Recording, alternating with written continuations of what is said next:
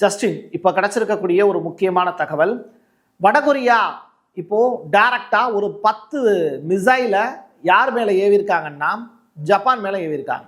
ஒரு மிசைல் தெரியாம போய் ஜப்பானுடைய கடல் எல்லையில விழுந்தது அப்படின்னா பிரச்சனை இல்லை. ஆனா 10 மிசைல் போய் ஜப்பானுடைய கடல் எல்லையில விழுந்திருக்கு அப்படின்னா சண்டைக்கு வாடா அப்படின்னு அர்த்தம். அமெரிக்காவுக்கும் தென்கொரியாவுக்கும் இடையில ஒரு கடற்பயிற்சி ஜாயிண்ட் கெட் டுகெதர் மாதிரி வச்சு நடத்திக்கிட்டு இருக்காங்க.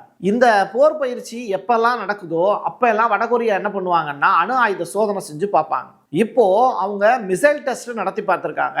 அது ஜப்பான் மேல போய் விழுந்துருச்சு அப்படிங்கிற முதற்கட்ட தகவல் மட்டும் ரிலீஸ் ஆயிருக்கு. எது எப்படியோ ஜப்பான் இப்போ அமெரிக்காவுக்கு ஆதரவா ஈரானுக்கு எதிராக ஆட்களை அனுப்பிச்சிருக்காங்கல்ல, அதற்கு பழிக்கு பழி வாங்கணும் அப்படிங்கிறதுக்காகவும் ஈரானுக்கு உதவி செய்யணுங்கிறதுக்காகவும் வடகொரியா 10 பாலிஸ்டிக் மிசைலை இங்க ஜப்பான் மேல ஏவி பார்த்து சண்டைக்கு வான் கூப்பிடுதா அப்படிங்கிற கேள்வியும் இதுல இருக்கு. வடகொரியாவினுடைய கணக்கு வேறு மாதிரியாக இருக்கலாம். பட் ஜப்பானுடைய கணக்கு அமெரிக்காவினுடைய அடிமை மட்டுமே.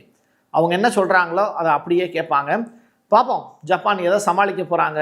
ஒன்று தைவான் போறையா, இல்லை ஈரானுக்கு உதவி செய்வதையா, இல்லை வடகொரியாவினுடைய நேரடி யுத்தத்தை எதிர்கொள்ள போகிறார்களா? இப்படிப்பட்ட கேள்விகள் ஜப்பானை சுற்றி இருக்கு.